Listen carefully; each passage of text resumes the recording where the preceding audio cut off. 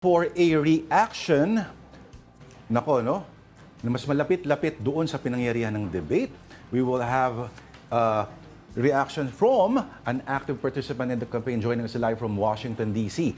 is John P.B. political operative, and he's the founder and CEO of the American Tomorrow Project and the former National Asian Engagement Director of the Republican National Convention, RNC. Hello again, John. Thanks for talking to us. Good afternoon. Magandang tanghali po sa inyo. Thank you for having me on this early morning dito sa Washington, D.C. Sana kasama ako dyan at nakakapagpansit kasama nyo. Pasensya ka na dyan, ano? Pero we appreciate you staying up late. Okay, ano ba ang dyan sa Washington ngayon? What is the mood after the debate? And alam natin, kung ikaw bahagi ng RNC, pero ano bang temper dyan ngayon? Ano bang mood? Yes, no, I'm happy to speak about this. It's been a great debate, to be honest.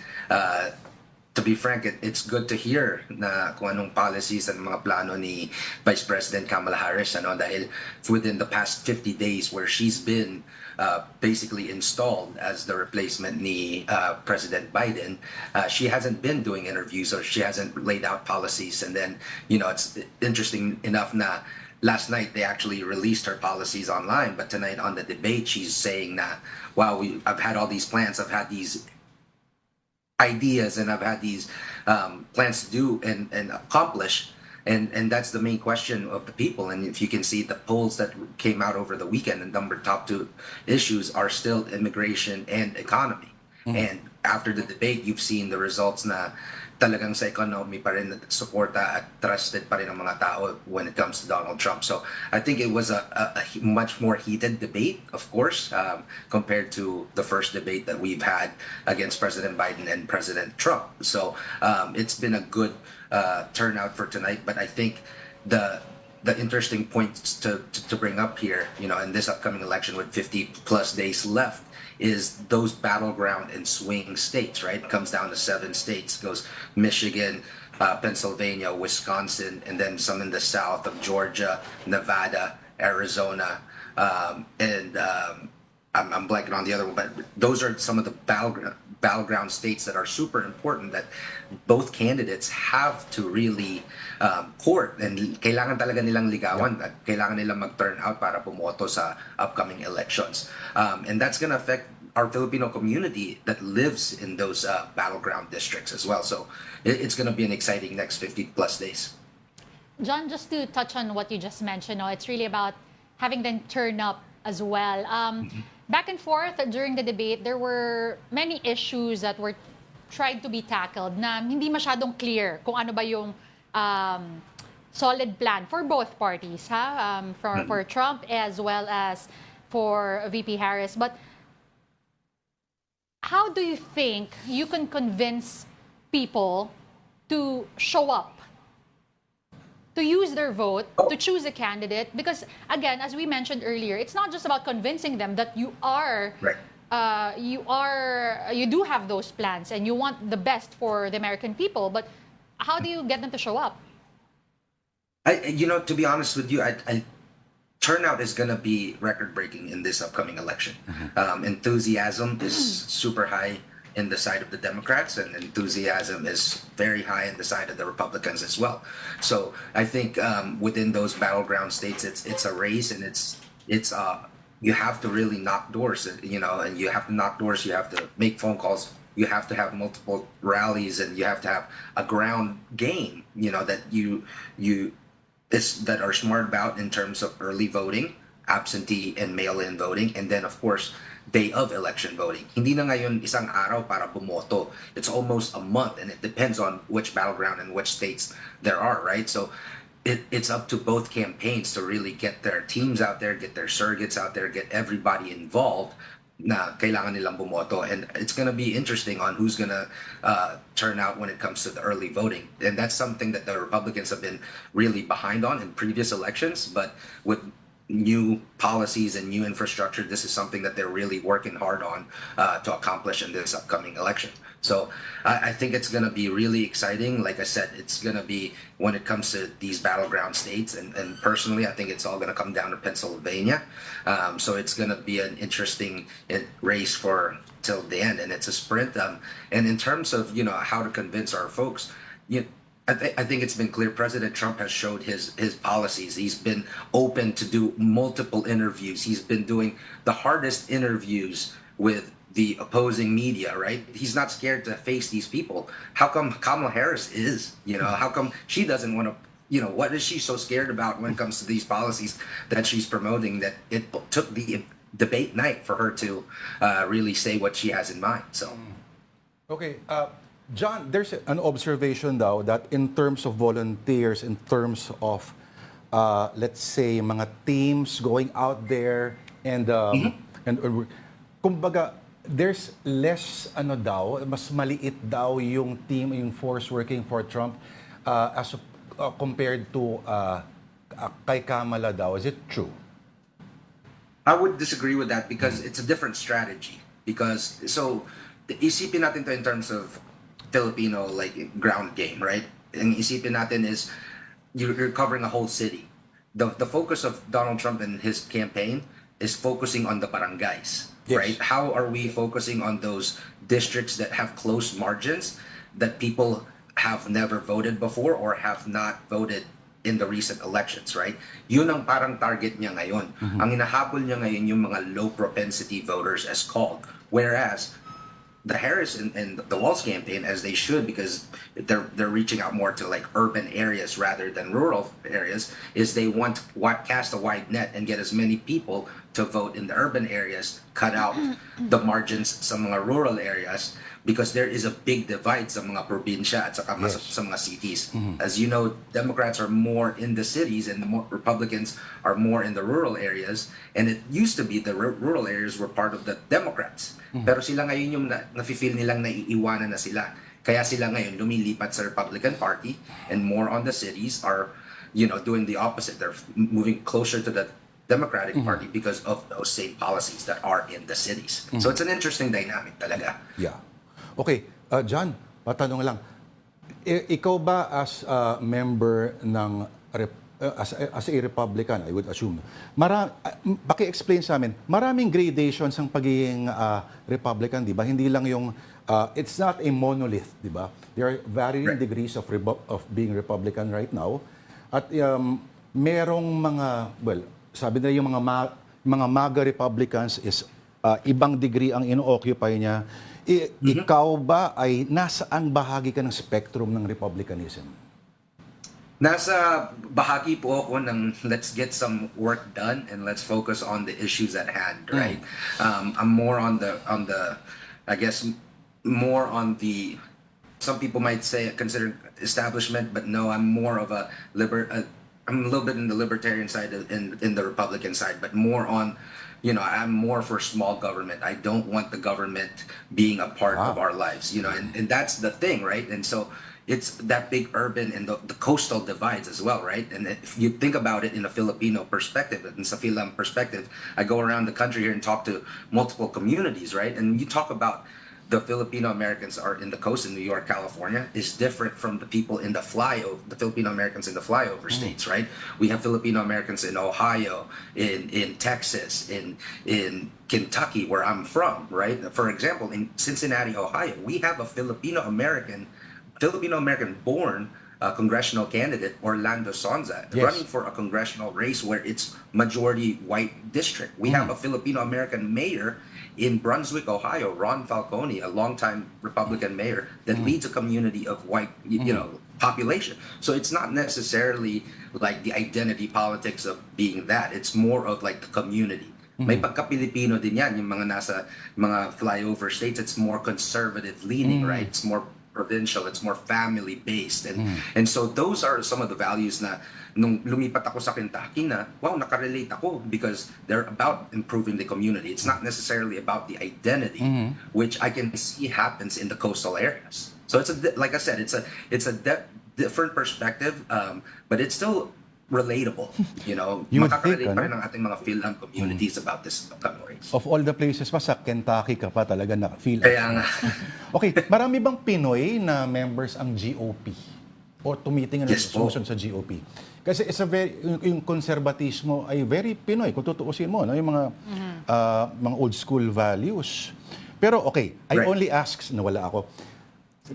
Naniniwala ka ba pag sinasabi ni Trump, he keeps denying that he's read none of Project 2025 and always disavows any association with it? Ikaw, ano sa Yes. tingin mo ba sa Project 2025 as member? It's a great tactic that the Democrats have used. It really has been, because it's naka-attach yung mga tao, mga dating, yung mga former organizations with Trump, right? But it is not a part of their campaign. It is a nonprofit organization that connects with other organizations on potential policies that that administration can use. The Democrats do the same thing. Biden had a transition plan. Obama had a transition plan. Both parties have think tanks that produces these policies for them so that they can start lobbying on them for those issues once they become president. Obviously, Trump has denounced that since the very beginning, but it's such a very catchy name. It's Project 2025. It's this mysterious thing that it's being utilized as a tactic to deflect on their real policies. Like, why would you keep it's already been debunked. He said it on stage tonight. But it's kind of funny that the ABC moderators keep hitting up on that, but they never fact check Kamala on that side either, or any of the issues. So it's just an interesting, thing to bring up, to talk about. It's just a catchy name, Project 2025, right? But nakaka-mysterious. But I want to go back to what you mentioned also, John, because you do talk a lot to Filipino communities back there. Speaking of issues, ano nga ba yung mga issues that Filipino Americans wants to be addressed? At kamusta yung overall feel of the communities that you've interacted with and talked to, lalo na ngayon, ang lapit-lapit na ng eleksyon?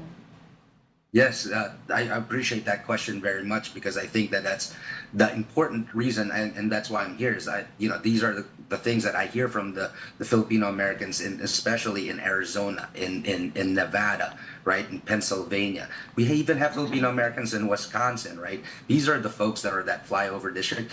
The really issues to them is economy and immigration is the number two. Number one sa economy.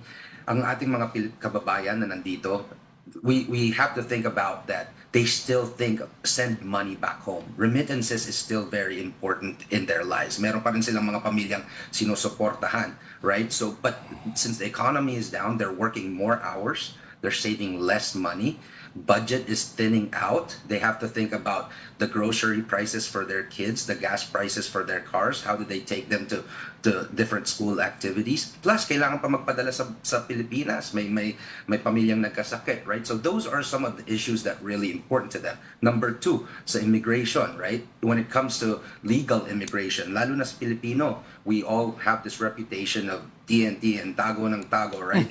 But it's an idea for the Filipino Americans that are here, that came legally, talagang lalo na sa Las Vegas and Nevada, yung mga kababayan natin doon, ang mga sinasabi nila, sana tumawid na lang tayo sa Mexico, hindi na tayo naghintay sa embassy ng ilang araw para magkaroon ng appointment. These are real, parang sinasampal na sila dahil they have to go through these long processes, like the immigration processes, and how now you have these people that are just crossing over the border, and now they're getting the benefits that's right for them. So sila po yung natatamaan talaga sa ganon. Ang nanay ko po natatamaan ng ganon, kasi tanda ko po nung nagpila kami sa US Embassy. Tapos hindi ko naintindihan kung anong mangyayari pala sa aming buhay. And then, so that's the things that we really have to have the sentimental within the community. Pag naging citizen daw ang Pinoy, mas maga pa sa maga. Pag naging citizen, I like that. That's a good one, huh? Alright, John, okay, limited lang oras pero marami pa kaming sanang gustong itanong sa'yo. Pero, alright, nagpapasalamat kami dyan. Thank you for staying up. Ay, sorry. singit muna natin, John, Sige po. Kasi little over 3 hours ago, there was an endorsement as well coming from Taylor Swift. At pinost niya that she will be officially endorsing Kamala Harris as well as Tim Walz. Ano sa tingin mo yung magiging impact nito in the upcoming presidential elections? I mean, when it comes to her, yes, she's going to increase the turnout for sure. I mean, she's a very strong influence in American life and pop culture. But you know, as what she says is to look at and do your own research. You know, if those are the issues that's important to her, you know, I think if she's out of touch of what the millions of Americans are feeling the number one and number two issues are, as reflected by the other polls of economy and immigration, and she didn't mention any of those in terms of like really in a general sense, right? So how do we combat that? It's gonna hopefully liven up the Republican Party as well and find a way to counter that and really turn out. But I do appreciate that she is making a message to get people to vote, you know, and that's the most important part. And so my challenge is to our Filipino community as well is to really turn out and vote in this upcoming election. Nililigawan na tayo ng lahat ng mga kandidato. We have to give our voice and we have to make sure that, you know, we stand strong as Filipino community here in the US. So, Taga Kentucky ka, buti may oras pa pala tayo. Okay, John. Taga Kentucky ka, ikaw, sila Rand Paul ba itatakbo pa rin ulit? Sila, I suppose si Mitch McConnell, magpapahinga na.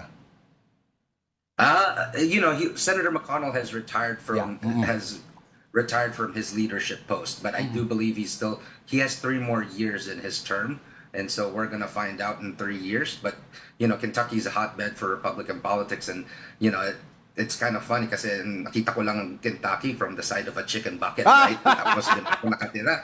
So, talagang masarap din ang fried chicken doon. Pareho ba lasa? Sorry. Wala lang kanin. Kailangan kitang tanungan dito. Wala lang kanin. Same taste ba talaga? At bawat kanto ba merong KFC? At doon ba Hindi naman KFC po. din ang tawag? Mas masarap, mas pipiliin ko pa din ang Jollibee anything. May kanin ba yung KFC dyan? Wala po, kailangan pa magpaluto sa likod. Di ba? Yan sinasabi ko, sa Singapore walang rice. At walang gravy. Anong kahalo anong partner nung sa inyo, John? Mashed potatoes. I prefer mac and cheese. Pero hindi yung Filipino style mac and cheese. No? So, mas gusto ko pa din itong Pinoy any day. So, Kasi baka- that's why it's kind of interesting na lumipat ako sa DC na maraming Pilipino ngayon. So, spoiled na ako.